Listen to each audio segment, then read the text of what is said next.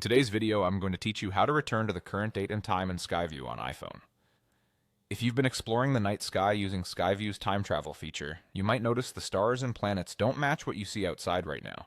That's because time travel lets you jump forward or backward in time to see the sky at different dates. When you're ready to get back to the present, there's a quick way to reset everything to the current moment.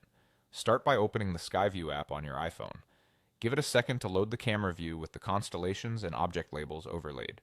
If the sky looks out of sync for your location or shows an unfamiliar star pattern during daylight, that's a good sign you're still in a past or future time setting.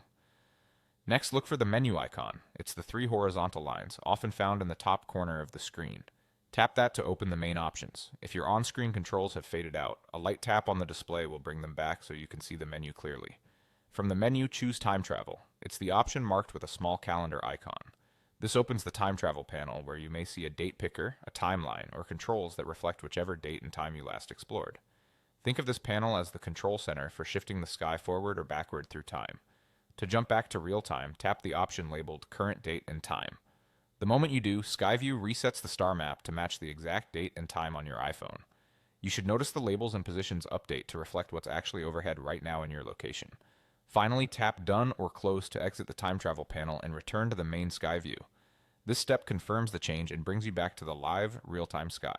You're now synced with the present, and the app will track the sky as it moves, just as you'd see it outside. A quick way to confirm you're back in real time is to glance at any on-screen indicators that say today or now, or simply compare the app's view with your surroundings.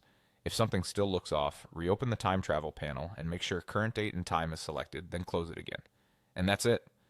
Open SkyView, head to the menu, choose time travel, tap current date and time, and close the panel.